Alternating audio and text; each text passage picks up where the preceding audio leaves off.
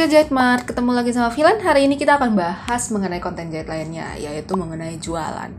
Jadi kalau misalnya kita bikin baju, ngejahit itu sebenarnya juga bagian dari penjualan ya guys ya. Mungkin buat teman-teman yang belajar marketing, terus mungkin bagian promosi, purchasing gitu-gitu, mungkin kalian akan lebih paham lagi mengenai strategi pemasaran dari suatu produk. Tapi yang kali ini aku mau bahas bakal lebih simpel, karena kali ini aku mau bahas gimana sih caranya usaha jahit kita itu supaya berkembang dan dikenal banyak orang. Karena banyak banget sih beberapa kasus di mana mereka, misalnya nih, kayak temen aku juga dulu pernah dia bikin usaha jahit sendiri, tapi susah banget cara naikin pamornya, susah banget cara naikin namanya supaya orang-orang itu kenal. Apalagi kalau dalam satu wilayah itu ternyata punya beberapa tempat jahit. Nah, kali ini aku akan bahas mengenai penjualan kalian dan gimana caranya naikin usaha jahit kalian. Nah, tips yang pertama adalah cari tahu dulu faktor kalian, kenapa usaha jahit kalian itu bisa nggak berkembang. Kalian harus cari tahu dulu faktor permasalahannya apa. Nah, di beberapa kasus ini aku ada catat, yaitu ada yang minder. Jadi mindernya itu nggak ngerasa pede untuk jualan ke kanan kiri, ke tetangga atau mungkin ke temennya gitu ya. Padahal sebenarnya kalau ngejahit itu sambil ngejahit sambil ngobrol sebenarnya ya sama tetangga, sama ibu-ibu. Apalagi kalau pelanggan-pelanggan penjahit itu rata-rata perempuan, jadi otomatis kalian harus jago sosialisasi. Semakin kamu jago sosialisasi, semakin kamu jago pamer, itu biasanya akan makin banyak tuh uang yang akan kalian dapatkan. Jadi kalian gak usah khawatir, pede aja sama kemampuan jahit kalian, karena sambil ngejahit itu sebenarnya kita sambil belajar juga. Jadi kalau seandainya kalian baru pertama kali jahit kerah rebah, itu nggak apa-apa kalau kalian ada buku panduannya atau mungkin ada video panduannya untuk belajar sekaligus kalian terima orderan, itu juga nggak masalah. Yang penting kalian jangan takut untuk ngerevisi, jangan takut untuk ngededel. Kalau kalian takut ngededel ya nggak akan belajar-belajar terus. Jadi lebih baik kalian jadi yes man aja, mau pakai model baju apapun orderannya kalian terima aja, kalian sambil belajar sambil terima orderan gitu ya. Terus yang selanjutnya, nah selanjutnya adalah mengenai pasar. Nah jadi mungkin pasar di lingkungan kalian adalah orang-orang yang lebih senang belanja online. Mungkin orang-orang yang lebih senang belanjanya itu yang instan, karena kalau ngejahit itu kan butuh fitting 1, fitting 2, belum revisinya dan segala macam.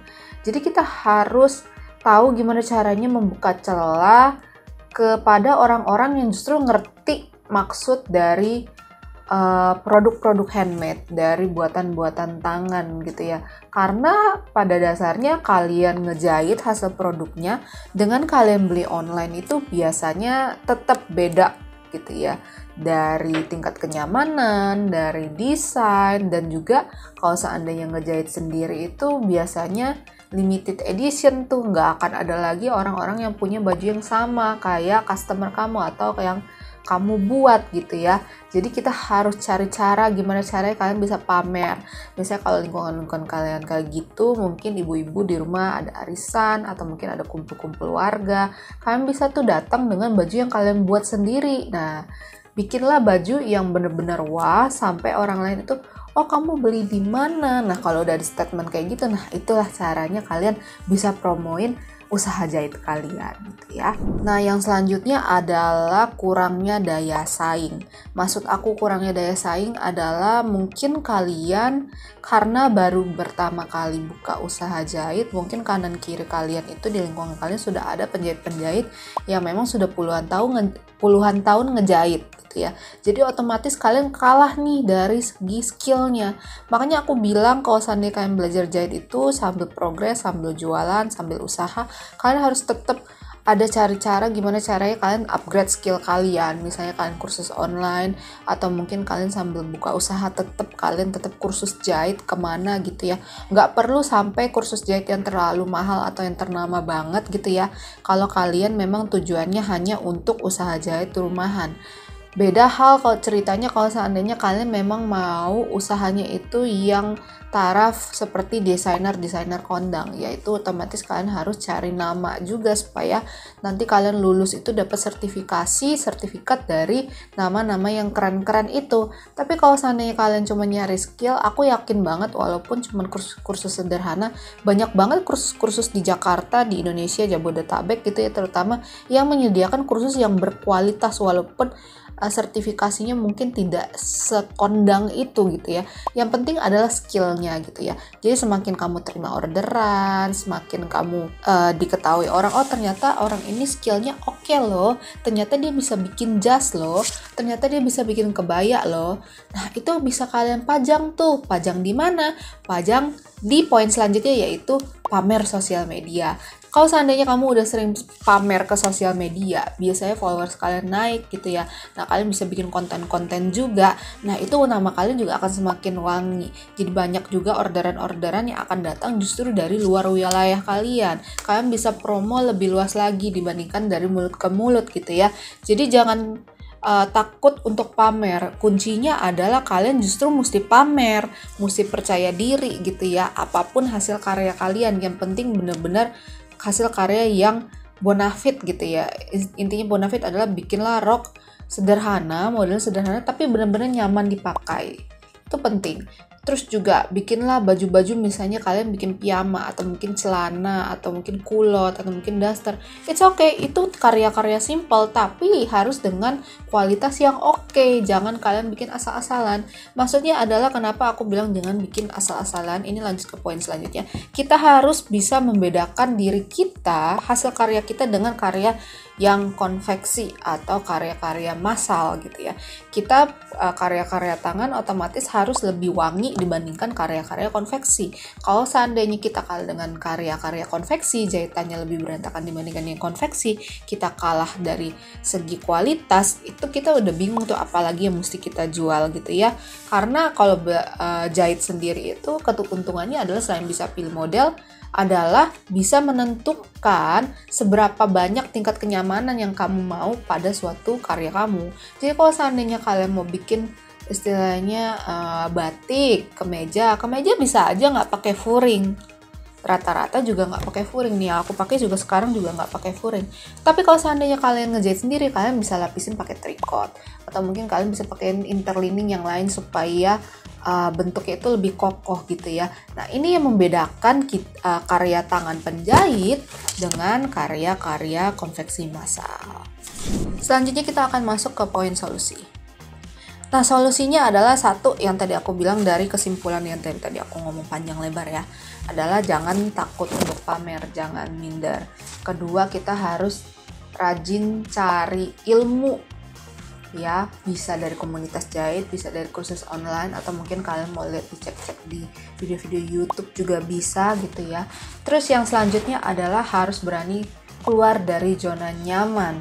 Jadi jangan di situ-situ aja nggak berani ngomong, nggak berani bikin konten, nggak berani bikin sosial media, nggak berani pamer ke tempat lain gitu ya. Karena kalau dengan kamu keluar dari zona nyaman ini, kalau kamu mau sukses, memang kamu harus ngelewatin yang namanya garis lain dimana kalian harus nggak nyaman dulu gitu. Nah ini kurang lebih seperti itu pembahasan kita kali ini. Ada satu poin lagi yang penting juga, yaitu ini sebagai catatan note, jangan baper. Kadang-kadang kalau seandainya kita terima customer, itu ada aja customer yang bagaimana kita serve juga tetap aja dia nawar, tetap aja dia protes, tetap aja dia komplain, padahal yang dia komplain itu nggak masuk akal gitu. Kadang-kadang kan customer gitu ya, saya mau bikin begini, tapi badannya nggak sesuai. Waktu dipakai ternyata, nggak cocok badannya dengan model pakaian yang itu, dan dia tuh terlanjur bikin yang kayak gitu, terus dia protes, kok hasilnya kayak gini sih gitu ya.